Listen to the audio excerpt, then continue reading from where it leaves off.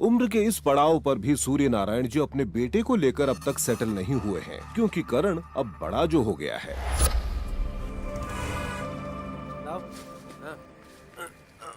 चलो। ये क्या बात हुई शंभू भाई?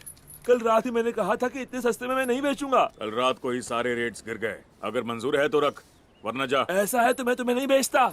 तुम्हारी ये बेईमानी नहीं चलेगी। उतार दो मेरा माल। एक बार जो मैंने माल लूट करना शुरू किया तो वो माल मेरा होता है। अपने माल को भूल जा। कुछ भी हो, तेरा माल तुझे वापस नहीं मिलेगा। तेरी तो मैं बाहर निकाल इसे।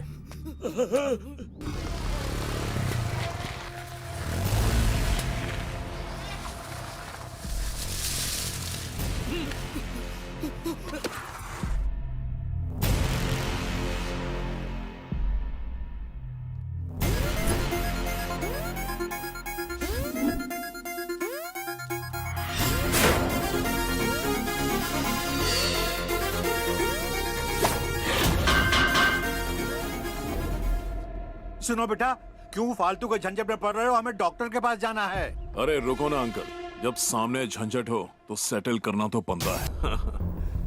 ये तो चीटिंग है बॉस। खुद विलन का काम करता है और हीरो से कहता है कि हीरोगिरी मत दिखा। हीरोगिरी का शौक है मुझे।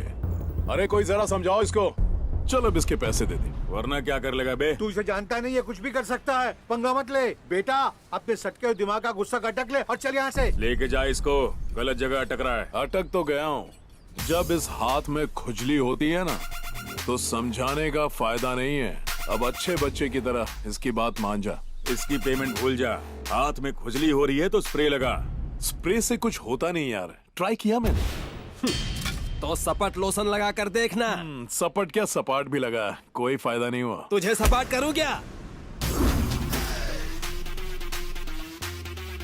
बकवास कर रहा है यहाँ बैठकर।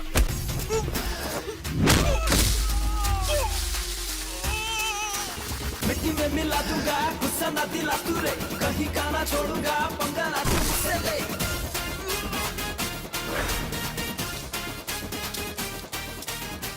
ये हुई ना बात, छटाक। अरे वाह, आधी खुजली मिट गई। बहुत खुजली हो रही है, इसको मिटा दो इसकी खुजली। ना इंसाफी देखता हूँ तो मेरे हाथ इंसाफ करने के लिए फड़फड़ाते हैं, और जब कोई बातों से नहीं मानता ना तो अपनी यहाँ से सटक जाती है। हाथ और दिमाग को बैलेंस करने में ही साला पूरा दिन निकल जाता है।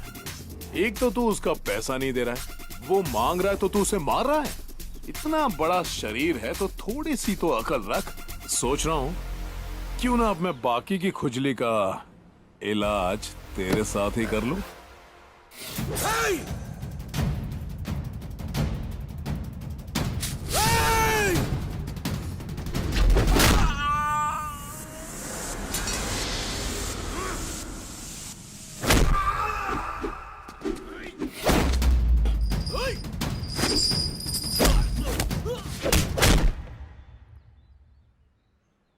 पूरी तरह चली गई। क्यों अंकल? तेरे हाथ की मिट गई और उसके दिमाग की भी मिट गई। अब चले यहाँ से। Take care.